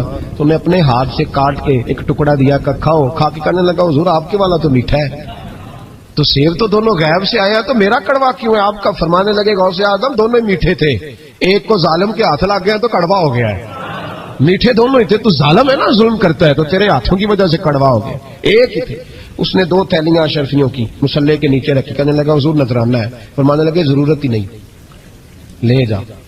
اللہ کے بندوں کو دنیا داروں کے نذرانوں کی ضرورت ہے، اور ضد کرنے لگا حضور قبول کر لے۔ آپ فرمانے لگے جا تو جا، نہیں چاہیے، کہ حضور ضرورت نہیں، حضور قبول فرما لے۔ آپ نے فرمایا جا، کہ حضور لے لیں آپ کی مہربانی۔ فرمانے لگے اپنے کپڑے دیکھ اور میرے دیکھ، اپنی روٹی دیکھ اور میری دیکھ، میں تجھ سے اچھا کھاتا ہوں، تجھ سے اچھا پہنتا ہوں، میرا اللہ مجھے تجھ سے بہتر دیتا ہے، تو جا تو۔ اس نے کہا نہیں، قبول کر لے۔ غوث اعظم نے دونوں تھیلیاں اشرفیوں کی پکڑی، اور جب ان کو نچوڑا تو اندر سے خون نکلنے لگا۔ غوث اعظم فرمانے لگے غریبوں کا خون نچوڑ کے مجھے نذرانہ دینے آ گیا ہے؟ غریبوں کا خون نچوڑ کے؟ پیر صاحب نے کبھی پوچھا نہیں فیکٹری والے سے کہ تم مزدوروں کے ساتھ کیا علاج کرتا ہے؟ پیر صاحب نے کبھی سوال نہیں کیا کہ یہ جو لے کے آ رہا ہے کہاں سے لے کے آ رہا ہے؟ غوث اعظم رضی اللہ تعالیٰ عنہ فرمانے لگے میں تیرے پردے نہیں کھولنا چاہتا تھا، تو باز ہی نہیں آ رہا، غریبوں کا لہو نچوڑ کے تو مجھے نذرانہ دینے آ گئے ہو۔ فرمایا نکل جا، ورنہ یہ خون اتنا بہاؤں گا کہ تو بھی بہہ جائے گا، تیرا محل بھی بہہ جائے گا۔ لوگوں کا خون نچوڑ کے مجھے نظر نیاز دینے آ گئے ہو۔ حضور غوث اعظم جواں فکر، جواں سوچ، انقلاب مزاج صوفی تھے، جمعے کا خطبہ دینے آئے۔ ایک شخص نے کہا حضور ایک ظالم آدمی کو گورنر بنا دیا ہے بادشاہ نے بغداد کا، کہنا چاہیے تھا نا میری مسجد میں بڑا رش ہے، مجھے کیا لگے، میرے مدرسے میں طالب علم ٹھیک ہے، لنگر صحیح پک رہا ہے، ٹھیک ہے بناتا ہے تو بناتا، پھر لوگوں پہ ظلم ہوگا نا۔ لیکن یہ طریقہ دین کا طریقہ نہیں، لوگ ظلم کا شکار ہوتے رہے، حکومتیں مرضی کرتے رہے، صوفی کہے میرا نہ کوئی مخالف ہو جائے۔ آج ہمارے زمانے میں شوق ہے کہ مجھے کوئی برا نہ کہے، وہ بھائی کہہ لے جس نے برا کہنا ہے کہے، یہ کوئی بری بات ہے؟ قرآن کہتا ہے اللہ کے بندوں کی علامت یہ ہے یجاہدون فی سبیل اللہ، وہ اللہ کے راستے میں جہاد کرتے ہیں، ولا یخافون لومۃ لائم، اور کوئی انہیں برا کہے تو وہ اس کی پرواہ نہیں کرتے، وہ جہاد میں لگے رہتے، کہے جس نے کہنا ہے، سانو تخت ہزارے دی لوڑ کی ہے، نالے کی لگے شہر ببول دے نال، اسی اپنی بال کے سیکنے ہیں، سانو کی لگے کسی اور دے نال، کہے جس نے کہنا ہے، کوئی پرواہ نہیں، بات کھری اور سچی ہونی چاہیے، موت کرے جس کا جو دل کرتا ہے، جس کا جو دل کرتا ہے۔ میں ایک جگہ میں نے بڑی تگڑی تقریر کی، یہ سیالکوٹ کے قریب، بڑی سخت، 2 4 5 نعت خان تھے، وہ بھی عشق کی ڈگریاں بانٹ رہے تھے، اور بڑے انہوں نے نوٹ کٹھے کیے تھے، اوپر سے میرا نمبر لگ گیا، تو میں نے انہیں کہا، وہ ایک بڑا شور کر رہا تھا یوں کر دیں گے ختم نبوت کے لیے، یوں کر دیں گے، تو داڑھی بالکل تازی صفائی کرا کے آیا تھا، امام سے سیدھا محفل پہ آ گیا تھا، میں کہا بیلیا تیرے کو داڑھی دا پار تے چکیا نہیں جانا، تے سارے دین دا کیویں چکے گا، وہ تے چک لے، وہ تیرے کو تھوڑا جہا بھی نہیں چایا جا رہا۔ ایک اور تھا اس میں، مجھے کہنے لگا میں تو نویں نعت سنانی، میں کہا تیری مہربانی مینوں کو پرانی سنائی، نویں کلام میرے کو نہیں ہضم ہوندے جڑے تسی شروع کیتے نے ڈم ڈم۔ تو مسئلہ خراب ہو گیا، ایک پیر صاحب بھی بیٹھے تھے، آپ یقین کریں نبی پاک کی نعت ہو رہی ہے اور اشارہ پیر کی طرف ہو رہا ہے، اشارہ پیر کی، حضور کی نعت نبی پاک کی نعت ہو رہی اور اشارہ، بھائی جو شعر حضور کے نام کیا وہ کسی پیر پہ فٹ کرنا درست ہے؟ وہ بھی مست ہویا، 100 دے نوٹ کٹ کٹ کے دے رہے ہیں، میری گل ہو رہی، تو میں نے کہا شرم کرو، اللہ سے ڈرو، اور باہر نکلے گا تو ٹائر پنکچر تھا گاڑی کا ٹائر پنکچر تھا، تو میں ایک بندے نے کیا ابھی انہیں پہنچنا ہے، اس دن مجھے واپس وزیر آباد بھی آنا تھا، ٹائر پنکچر ہو گیا، تو مینوں کہنے لگا کسی نعت خانے کے علم آ رہا تہاڈی گڈی نوں، تسی چھڑ دے نہیں نا کسی دی گل، تے انہیں دوجا بھی کر چھڑنا سی، اودی مہربانی سمجھو نے ایک کیتا ہے۔ یہ حال ہو گیا ہمارا کہ لوگ اپوزیشن اس طرح کی کسی کو سمجھائے وہ مخالفت کرتا ہے۔ انہوں نے بعد میں میٹنگ کی، انہوں کہنے لگے تو کتوں مولوی بلا لیا، اگوں نہیں انجدہ بلائی، یہ کس طرح کا آدمی تھا، سب کو اس طرح، اور بڑی بڑی عجیب حرکتیں۔ میں یہ لودرا ملتان سائڈ پہ 2-3 دن کے لیے تو نقیب محفل، وہ بےزتی کری جائے مجمے دی، تسی بول دے نہیں، تسی سبحان اللہ نہیں آندے، ایڈا روکھا مجمع کدے نہیں ویکھیا، کنج دے تسی بندے ہو، من تسی یاد رہو گے، بوڑھے بوڑھے لوگ بیٹھے ہیں، ٹھنڈ کا موسم ہے، کری جا رہے ہیں، وہ میرے سے نہ برداشت ہوا، کبھی کبھی وہ رگ بڑی تنگ کرتی ہے، کچھ دیر تو میں نے برداشت کیا، تو بعد میں بول ہی پڑا، میں کہ بھائی بہ جا، تیری مہربانی، تو پیسے لے کے آئے، مفت آئے نہیں سارے، اے چنگے نہیں تیرے نالوں، اے فری بیٹھے مفت بیٹھے، تو تے پیسے لے گئے، مجھے انہوں نے بتایا کہ 15,000 تو نے پہلے لیے، کس بات کا لیے؟ تو یہ کوئی مذہب کا کام ہے؟ کیا چکر چلایا ہوا ہے؟ یہ کوئی طریقہ ہے؟ یہ اس طرح دین پھیلتا ہے؟ غوث اعظم جیلانی، حضور شیخ عبد القادر جیلانی، یہ لوگ اگر بادشاہوں کی ٹی سی کرتے تو انقلاب نہ برپا ہوتا۔ حضور غوث اعظم رضی اللہ، اور جو آ رہا ہے چودھری صاحب عاشق کے رسول ہے، اس لیے کہ 50,000 دیا محفل میں، تو تو بس 50,000 کا عشق مل جاتا ہے. کیا تماشا لگ گیا, غریب آدمی میلاد کی محفل میں بھی ویڈیو کے پیچھے بیٹھتا ہے, نہ سڑ کو دتی ہے نہ آگے انہیں. اس چکر سے باہر آئے. غوث اعظم رضی اللہ تعالیٰ عنہ اس لیے لتاڑ لیتے تھے, یہ لوگ ان کے اندر لالچ نہیں تھا, کسی شخص کے ساتھ کوئی ذاتی مسئلہ نہیں تھا. بڑی مخالفت کی لوگوں نے ان کے زمانے میں بھی ان کی. جمعہ پڑھانے آئے, ایک شخص نے کہا حضور ظالم آدمی گورنر بنا دیا بادشاہ نے. غوث اعظم نے ممبر پہ چڑھ کے فرمایا میں جمعہ پڑھانے لگا ہوں, میرا جمعہ ختم ہونے سے پہلے پہلے میرا حکم ہے کہ بادشاہ گورنر بدل دے. یہ نہیں کہا میرا بیٹا بنا دے, میرا مرید بنا دے, وہ میرا رشتہ دار لگا دے. فرمایا حکم دیتا ہوں کہ جمعہ ختم ہونے سے پہلے گورنر بدل دو, ورنہ میرا نام عبد القادر جیلانی ہے, جمعے کے بعد میں خود بدل دوں گا, میں بدل دوں گا جمعے کے بعد. ہر مشکل دی کنجی یارو ہاتھ مردہ دے آئی, میں بدل دوں گا جمعے کے بعد, اور تم دیکھو گے بدلا جائے گا. لوگ کہتے ہیں جمعے کی نماز پڑھ کے نکلے تو بادشاہ دروازے پہ کھڑا تھا, کہنے لگا حضور مہربانی کرے ناراض نہ ہونا, بدل دیا ہے گورنر, ہم نے گورنر ہے. یہ شان تھی غوث اعظم کی کہ غوث اعظم جو کہہ دیں رب ویسا کر دے. لیکن عاجزی کیا تھی. شیخ سعدی فرماتے ایک بوڑھے کو کسی شخص نے بیت اللہ کے ساتھ پتھر پہ سر رکھ کے روتے دیکھا, اور وہ بزرگ بوڑھے کہہ رہے ہیں یا اللہ قیامت کے دن مجھے اندھا کر کے اٹھانا, اندھا کر کے, کہیں ایسا نہ ہو تیرے نیک بندوں کے سامنے میں شرمندہ ہو جاؤں, اور مولا مجھ سے درگزر والا معاملہ کرنا, مجھ سے سوال نہ کرنا, میں کمزور ہوں. رو رہے کہتے میں قریب گیا تو میں نے جا کے دیکھا کہ پتہ تو کروں کون گناہگار ہے, میں بھی اس کے لیے دعا کرتا ہوں. وہ بزرگ کہتے ہیں جب ان بزرگوں نے چہرہ اٹھایا تو میری چیخ ہی نکل گئی, یہ تو غوث اعظم جیلانی ہے. ایک طرف حالاتی ساری کر کر زاری نیند اکھاں تی توندے, فجر اوہی گناہگار کا آون سب تو نیویں ہوندے. جن لوگوں نے سینکڑوں سال ہو گئے جن کو گئے, اور آج بھی ان کی جلائی ہوئی شمع روشن ہے. جنہوں نے اپنی زندگی ساری دین کے کام میں لگائی, 40 سال تک ساری رات اللہ کی عبادت کی, کتابیں لکھی, دین پڑھایا, لیکن جب رب کے ساتھ تعلق ہوا تو کہا نہیں ہم کمزور ہیں, یا اللہ معافی دے.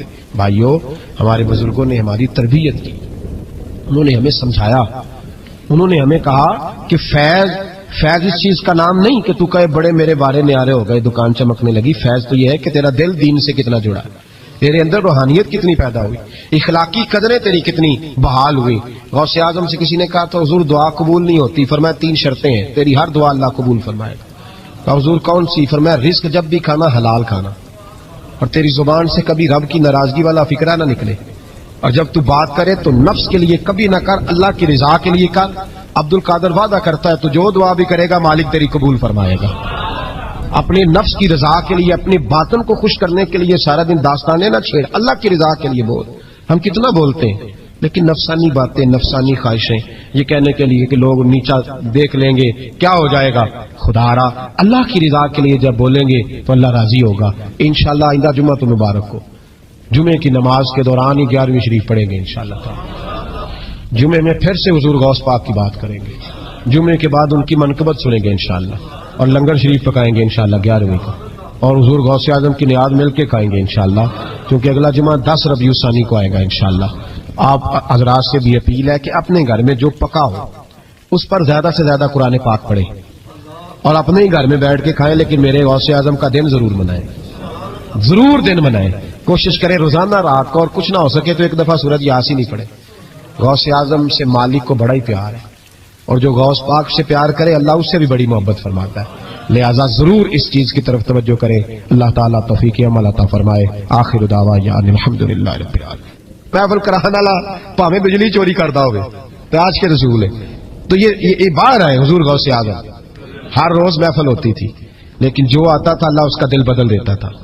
اور چونکہ ریاکاری نہیں تھی, تسنو نہیں تھی, بغداد میں محفل ہو رہی, غوث اعظم تقریر کر رہے ہیں, بارش شروع ہو گئی, لوگ بکھرنے لگے, تو حضور غوث اعظم رضی اللہ تعالیٰ عنہ سر جھکا کے کہنے لگے مولا تو دلوں کے بھید تو جانتا ہی ہے نا, اگر یہ بندے میں نے اپنے لیے اکٹھے کیے ہیں تو سارے بھگا دے, اور اگر تیرے لیے اکٹھے کیے ہیں تو پھر بھی تیری مرضی ہے, تو دلوں کے بھید جانتا ہے. لوگ کہتے ہیں سارے بغداد میں بارش ہوتی تھی, جہاں غوث اعظم کا جلسہ ہوتا تھا وہاں نہیں ہوتی تھی, وہاں نہیں ہوتی تھی, اس لیے کہ انہیں اللہ کو منانا آتا تھا, انہیں طریقہ پتا تھا. حضور غوث اعظم نے اپنی گفتگو سے, تقریر سے, خطبے سے, الفتح الربانی حضور غوث اعظم کی تقریروں کی کتاب چھپی ہوئی ہے, آپ کے ملفوظات ہیں, آپ کے خطبے. او بھائی اس کو لوگ معمولی کام سمجھتے ہیں, بس ثواب کے لیے کر لو. خدا را غوث اعظم کا طریقہ تو سمجھو. اور پھر تبلیغ فرمائی, دین کا کام کیا, نذرانے نہیں بٹورے, نذرانے نہیں بٹورے. اور اس طرح نہیں کہ مولوی صاحب کا سیاست سے کوئی تعلق نہیں, میرے لاکھوں مرید ہے, میں نے نہیں چھیڑنا حکومت کو, ایسے نہ ہو جائے حکومت میرے خلاف ہو جائے, یہ کوئی چکر نہیں. بادشاہ وقت آیا نذرانہ دینے, وقت کا بادشاہ نذرانہ دینے آیا. وہ کہتا میں رستے میں سوچ رہا تھا اگر یہ ولی ہوئے تو مجھے پتا چل جائے گا, اگر تم نے سیب کھلائے نا, سیب کا موسم نہیں, پھر تو ولی اللہ ہے, اور اگر سیب نہ کھلائے تو پھر نہیں میں مانتا. ٹھیک ہے نا جی, جس طرح کے آج مرید ہوتے ہیں لوگ, کہتے ہیں سیب کھلائے تو پھر بادشاہ تھا نا. تو کہتے ہیں میں 2 تھیلیاں اشرفیوں کی بھی لے گیا کہ پیر صاحب کو پیسے دوں گا تو ذرا نرم بھی ہو جائیں گے میرے آنکھ میں, پیر ہو جائے تو ذرا نرم, اللہ ماشاء اللہ. کہتے میں گیا تو میرے دل میں خیال تھا اگر آج بے موسم سیب کھلائیں تو ولی مانوں گا. کہتے غوث اعظم نے یوں ہاتھ اٹھائے, موسم بھی نہیں تھا پر 2 سیب ان کے ہاتھوں میں آ گئے, اور آپ میری طرف سیب بڑھا کے کہنے لگے ولایت کو سیبوں سے نہیں تولنا چاہیے, تو سیبوں سے تولتا پھرتا ہے, یہ تو اللہ کی رضا والا کام ہے. یہاں کوئی تاجر تھوڑی محنت کرے, کھاد شاد ڈالے تو وہ بھی بے موسم پھل اگا لے گا. تو کس چیز سے میری ولایت چیک کر رہا ہے؟ یہ پکڑ چھری اور یہ پکڑ سیب اور کھا. کہتا میں نے کاٹ کے کھایا تو سیب کڑوا نکلا. غوث اعظم کہنے لگے کیا ہوا, کڑوا ہے؟ حضور ہاں. تو نے اپنے ہاتھ سے کاٹ کے ایک ٹکڑا دیا کہ کھاؤ. کھا کے کہنے لگا حضور آپ کے والا تو میٹھا ہے, تو سیب تو دونوں غیب سے آیا تو میرا کڑوا کیوں ہے؟ آپ کا فرمانے لگے غوث اعظم دونوں ہی میٹھے تھے, ایک کو ظالم کے ہاتھ لگ گیا تو کڑوا ہو گیا ہے, میٹھے دونوں ہی تھے. تو ظالم ہے نا, ظلم کرتا ہے, تو تیرے ہاتھوں کی وجہ سے کڑوا ہو گیا, ایک ہی تھے. اس نے 2 تھیلیاں اشرفیوں کی مصلے کے نیچے رکھی, کہنے لگا حضور نذرانہ ہے. فرمانے لگے ضرورت ہی نہیں, لے جا. اللہ کے بندوں کو دنیا داروں کے نذرانوں کی ضرورت ہے. اور ضد کرنے لگا حضور قبول کر لے. آپ فرمانے لگے جا تو جا, نہیں چاہیے. کہ حضور ضرورت نہیں, حضور قبول فرما لے. آپ نے فرمایا جا. کہ حضور لے لیں آپ کی مہربانی. فرمانے لگے اپنے کپڑے دیکھ اور میرے دیکھ, اپنی روٹی دیکھ اور میری دیکھ, میں تجھ سے اچھا کھاتا ہوں, تجھ سے اچھا پہنتا ہوں, میرا اللہ مجھے تجھ سے بہتر دیتا ہے, تو جا تو. اس نے کہا نہیں قبول کر لے. غوث اعظم نے دونوں تھیلیاں اشرفیوں کی پکڑی, اور جب ان کو نچوڑا تو اندر سے خون نکلنے لگا. غوث اعظم فرمانے لگے غریبوں کا خون نچوڑ کے مجھے نذرانہ دینے آ گیا ہے, غریبوں کا خون نچوڑ کے. پیر صاحب نے کبھی پوچھا نہیں فیکٹری والے سے کہ تم مزدوروں کے ساتھ کیا علاج کرتا ہے. پیر صاحب نے کبھی سوال نہیں کیا کہ یہ جو لے کے آ رہا ہے کہاں سے لے کے آ رہا ہے. غوث اعظم رضی اللہ تعالیٰ عنہ فرمانے لگے میں تیرے پردے نہیں کھولنا چاہتا تھا, تو باز ہی نہیں آ رہا, غریبوں کا لہو نچوڑ کے تو مجھے نظر ہے. ان کا معیار بڑا عمدہ ہے. 6 رجب کو حضرت خواجہ معین الدین اجمیری رحمۃ اللہ تعالی علیہ کا یوم وصال ہے. یہ ہندوستان کا علاقہ, یہ سلطنت ہے حضرت خواجہ معین الدین اجمیری کی. خواجہ اجمیری خواجہ معین الدین حسن سنجری ان کا نام تھا, خراسان کے رہنے والے تھے. خواجہ غیاث الدین حسن سنجری ان کے والد کا نام تھا. خواجہ صاحب کے وصال کو تقریباً 700 سال کے لگ بھگ ہونے کو ہے, لیکن آج بھی ہر جگہ حضرت خواجہ معین الدین کا تذکرہ ہوتا ہے. حضرت خواجہ اجمیر خواجہ معین الدین چشتی سنجری اجمیری رحمۃ اللہ تعالی علیہ نے ہندوستان کے اندر, اگرچہ یہاں دین کی بنیاد بہت پہلے رکھ دی گئی تھی, حضرت داتا گنج بخش علی حجویری نے اس کو بہت زیادہ توانائی بخشی, لیکن ہندوستان کے کٹھن مراحل میں جس شخص نے دین کو پھر عروج بخشا, جس طرح دین کی بنیادیں حضرت ابو بکر صدیق کی سلطنت نے مضبوط کر دی تھی, پھر حضرت عمر فاروق آئے تو انہوں نے اس پر بڑی خوبصورت بنیاد بنا دی, اعلیٰ. اسی طرح ہندوستان کے اندر غوث اعظم تو ہوئے عراق میں, شیخ صاحب الدین سہروردی ہوئے عراق میں, دیگر صوفی اعظم باولک نقشبند بخاری ہوئے بخارا میں. ہندوستان کے اندر دیکھیں, میں تعلق میرا سلسلہ قادریہ سے ہے, لیکن میں اس حقیقت کو بڑے واضح لفظوں میں بیان کر رہا ہوں کہ ہندوستان کے اندر دین کو پورا عروج خواجہ معین الدین اجمیری نے دیا ہے. اور میرے حضرت صاحب رحمۃ اللہ تعالی علیہ, ابھی تازہ آپ کا بیان آیا ہے, آپ نے فرمایا ہے کہ خواجہ غریب النواز جو ہیں وہ کسی ایک سلسلے میں قید تو نہیں, اللہ کے جتنے پیارے ہیں وہ سارے ہمارے ہیں. تو حضرت خواجہ اجمیری رحمۃ اللہ تعالی علیہ نے عروج دیا, بنیادیں مضبوط کر کے داتا علی اجمیری نے عطا فرمائی. اور یہ لوگ ایسے نہیں تھے جس طرح آج ہے کہ جو آتا ہے کہتا ہے صرف میں ہی ہوں, دوسرا کوئی بھی نہیں. جب ہندوستان میں حضرت خواجہ اجمیری آئے ہیں تو وہ سیدھے داتا صاحب کے مزار پہ آئے ہیں, اور حضرت داتا صاحب کے مزار پہ رہ کے انہوں نے چلا کاٹا ہے, اور جاتی دفعہ کہہ گئے ہیں گنج بخشے فیض عالم مظہر نور خدا نا کسارا پیر کام ملارا راہ. اگر آپ کو ایمان اور یقین حاصل ہو تو پھر دعا کریں اللہ اس پر استقامت عطا فرمائے, پھر اس پہ ڈٹ جائے. نبی پاک صلی اللہ علیہ وسلم نے فرمایا میں اس بات کا خوف نہیں کرتا کہ میری امت کمزور ہو جائے گی، اس بات کا ڈر نہیں کہ پیسے ختم ہو جائیں گے، نہ یہ خوف ہے کہ بھوکی مرے گی۔ حضور کس بات کا خوف ہے؟ تو نبی پاک نے فرمایا خوف یہ ہے کہ ان کا یقین کمزور ہو جائے گا۔ یاد رکھیں اگر اعتبار نہ ہو تو گھر نہیں چلتا، تو اگر اللہ رسول پر یقین کامل نہ ہو تو پھر بندہ مسجد نہیں آ سکتا، پھر اس کا دین نہیں چلتا، پھر اس کے لیے مشکل ہے نماز، پھر اس کے لیے مشکل ہے راہ خدا میں خرچ کرنا۔ میرے نبی پاک نے فرمایا یوں نہ کہا کر کہ یا اللہ چاہے تو دے چاہے تو نہ دے، جب مالک سے مانگ تو کہا کر یا اللہ تجھی سے مانگنا ہے، میں لے کے اٹھوں گا، تو مجھے دے گا۔ فرمایا جتنا تیرا یقین کامل ہوگا اتنا ہی اللہ تجھے جھولی بھر کے عطا فرمائے گا۔ کمزور سا مسلمان، لڑکھڑاتا سا مسلمان دیکھتا ہوں کرتا ہوں، اور یہ بھی نہ دیکھا کریں بھائی ایمان یقین کو استقامت کے درجے پہ لیں، یہ نہ دیکھا کریں کہ وہ کیسے دے گا، وہ کسی وسیلے کا محتاج نہیں ہے، وسیلے کو پسند کرتا ہے، پر وسیلے کا محتاج وہ بغیر وسیلے کے بھی دے دیتا ہے۔ ہر آدمی ماں باپ کے ذریعے پیدا ہوتا ہے، اگر پیدا کرنا چاہے تو جناب عیسیٰ کو بغیر باپ کے پیدا کر دیتا ہے، اگر پیدا کرنا چاہے تو حضرت آدم کو بغیر ماں اور باپ کے پیدا کر دیتا ہے۔ جب یقین رکھیں، یقین قرآن مجید پڑھیے، حضرت موسیٰ علیہ السلام فرعون کے دربار میں کھڑے ہیں، چاروں جانب دشمن ہی دشمن ہے، جادوگر آ گئے، انہوں نے سانپ چھوڑے، حضرت موسیٰ کے ہاتھ میں ڈنڈا تھا، حضرت موسیٰ کہتے ہیں یا اللہ کیا کروں؟ تو اللہ تعالیٰ نے فرمایا اپنا عصا پھینک دو۔ کہنا چاہیے تھا نا کہ یا اللہ ایک ہی تو شے ہے، اتنے سانپ ہے، بچانے کے لیے ڈنڈا ہے وہ پھینک دوں؟ ڈنڈا پھینکا جاتا ہے، سانپ کو دیکھ کر کے قابو کیا جاتا ہے۔ یہ میرا اور آپ کا ذوق ہے نا، لیکن انبیاء کرام کا انداز ملاحظہ کیجئے میرے عزیزو۔ اللہ فرماتے ہیں ڈنڈا، اے موسیٰ ڈال دے اپنا عصا، پہلے نہیں فرمایا کہ سانپ بن جائے گا، فرمایا بس تو ڈال دے۔ میں اور آپ ہوتے ہیں تو سانپ سامنے ہے، ڈنڈا ہاتھ میں، ہم کہیں گے عجیب بات ہے، یہی تو دفاع کی چیز ہے، اسی کو ڈال دوں تو بچوں گا کیسے؟ کہا ڈال دو، تو حضرت موسیٰ نے ڈال دیا، کہا میرے رب کا حکم ہے تو میرے لیے بہتر ہی ہوگا۔ اللہ فرماتے ہیں جب موسیٰ نے ڈالا تو میں نے اس ڈنڈے کو، اس عصا کو اژدہا بنا دیا۔ اب کبھی عصا بھی اژدہا بنے، کبھی چھڑی بھی بہت بڑا اژدہا بنی ہے، لیکن قرآن کہتا ہے جناب موسیٰ نے ڈالا تو اللہ نے اژدہا، بلکہ اس سے پیچھے چلیے، عورتیں کمزور یقین کی ہوتی ہیں نا، جناب موسیٰ پیدا ہوئے تو اللہ فرماتے ہیں میں نے موسیٰ کی ماں کے دل میں بات ڈالی، ماں کے دل میں، صندوق میں ڈال کے تو اس کو دریا میں بہا دے۔ اور بھائی صندوق میں کہہ سکتے ہیں نا آکسیجن کیسے جائے گی، اور دریا میں بچے بچنے کے لیے ڈالے جاتے ہیں کہ ڈوبنے کے لیے ڈالے جاتے ہیں؟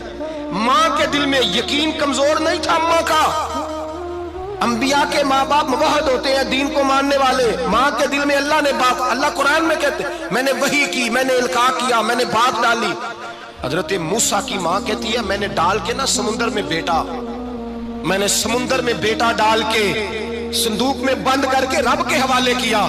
آپ فرماتے ہیں میرے مالک کا بھروسہ کیا تو پھر میرے مالک کا کام دیکھو، کمال دیکھو، میں نے دریا میں ڈالا، اللہ نے فرعون کے گھر میں میرے بیٹے کی پرورش کرا دی۔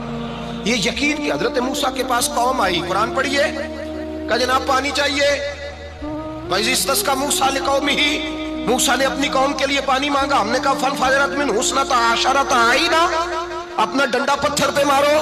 عقل والا آدمی ہوتا تو اڑ جاتا، کہتا یا اللہ پتھروں سے بھی کبھی پانی نکلا ہے؟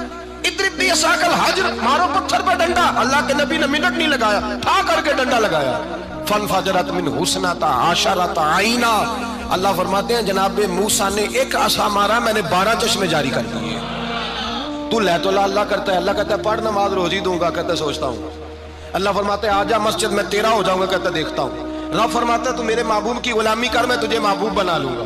تو کہتا ہے تھوڑا بڑا ہو کے داڑھی رکھنی ہے، ابھی سیانا ہو کے میں ذرا سرٹیفکیٹ لے لوں اسرائیل سے کہ کتنے سالوں کے بعد آئیں گے، پھر شروع کروں گا۔ پروگرام بنا رہا ہے، ابھی تو ارادے میں ہے۔ اللہ کے پیغمبر کا ڈنڈا، اور اس سے زیادہ آگے بات ہو گئی، پیچھے فوج لگی ہوئی ہے فرعون کی، مجمع ہے، ہزاروں لاکھوں کا لشکر لے کے، تلواریں نیزے، فرعون پیچھے، آگے دریا آ گیا۔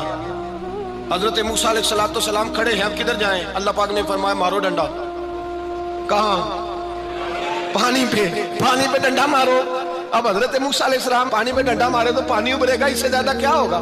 پہلے پتھر پہ ڈنڈا مروایا تو پانی نکلا، اب پانی پہ ڈنڈا مروایا، فَإِذْ فَرَقْنَا بِكُمُ الْبَحْرَ فَأَنْجَيْنَاكُمْ وَأَغْرَقْنَا آلَ فِرْعَوْنَ۔ اللہ فرماتے ہیں موسیٰ نے پانی پہ ڈنڈا مارا تو میں نے پانی میں رستے بنا دیے۔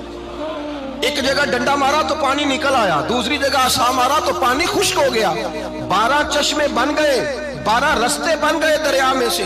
हजरत मूसा अलैहिस्सलाम गुजर गए और अल्लाह फरमाते हैं फिरौन भी आया तो उसे मैंने गर्क कर दिया और वो खड़ा देखता ही रह गया कि बना क्या है। जब यकीन कामिल नसीब होता है, एतमाद की दौलत अल्लाह देता है, जब इंसान को ये इंशराह सदर हो जाता है कि मेरी निजात खुदा के हुक्म में है और रसूलुल्लाह के कदमों में है, जब उसे ये इंशराह हासिल होता है तो फिर नमाज का लुत्फ आता है। गौर कीजिए क्या जुमला कह दिया मैंने। फिर उसे नमाज का फिर उसे नमाज बोझ नहीं बल्कि नमाज ना पढ़े तो उस पर बोझ होता है। फिर कुरान मजीद उसकी रूह का साथी हो जाता है। फिर इबादत, तकवा, परहेजगारी, फिर वो एक सुन्नत के छूटने पर परेशान रहता है जब यकीन की दौलत नसीब होती है। कुरान मजीद फुरकान हमीद ने कहा ईमान लाओ तो फिर ईमान पे डट जाओ, मुसलमान बनो तो फिर इस्लाम पर। फिर ये जो कमजोरी है ना, ये देखते हैं, करते हैं, चलते हैं, अभी कल अभी परसों बहाने हीले, अभी मैं नमाज शुरू करता हूँ, देखता हूँ ला इलाहा इल्लल्लाहु मुहम्मदुर रसूलुल्लाह सल्लल्लाहु अलैहि। जब किसी ने कलिमा पढ़ा तो उस पर पूरा दीन जरूरी है, पूरा। अब वो ये नहीं कह सकता कि थोड़ा थोड़ा करके आऊंगा। यकीन की दौलत नेमत है। अल्लाह पाक कुरान मजीद में फरमाते हैं इन्नल्लज़ीना क़ालू रब्बुनल्लाहु सुम्मा इस्तक़ामू, जिन्होंने कहा कि अल्लाह हमारा रब है और फिर वो इस पर डट गए। फिर इस पर वो कहा तो डट गए, खड़े हो गए, नहीं अल्लाह ही रब है, अल्लाह ही देने वाला, अल्लाह ही मालिक, अल्लाह ही हमारा राज़िक है, रब ही हमारा सब कुछ। जब डट गए तो फरमाया ततनज़्ज़लु अलैहिमुल मलाइका, फिर मैं उनकी मदद के लिए आसमान से फरिश्तों का नुज़ूल फरमाया करता हूँ। फरिश्ते क्या कहते हैं? अल्लाह तखाफू वला तहज़नू, गम न करना, खौफ न खाना, वबशिरू बिल जन्नतिल्लती कुंतुम तुअदून, हम तो तुम्हें अल्लाह तबारक व तआला की उस जन्नत की खुशखबरी देने आए हैं जिसका रब ने तुम्हारे साथ वादा किया हुआ है।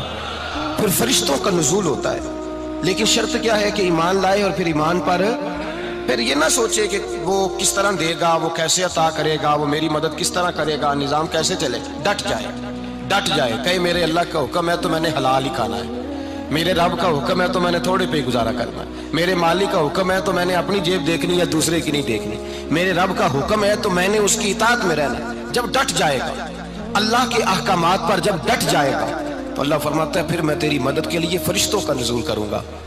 नबी पाक सल्लल्लाहु अलैहि वसल्लम ने फरमाया दो दौलतें अगर किसी को अल्लाह दे दे तो समझे अल्लाह ने उसे दुनिया की सबसे ज्यादा दौलत अता फरमा दी। या रसूलल्लाह वो कौन कौन सी चीजें हैं? फरमाया एक जिस शख्स को अल्लाह ने माफ करने की दौलत अता कर दी, जो माफ करने लग गया, जिसकी तबीयत में दरगुजर आ गया, जो माफ करने लगा, गलतियां माफ करने लगा, जिसको एक दौलत ये मिल गई। और दूसरा मेरे मुस्तफा ने फरमाया जिसे अल्लाह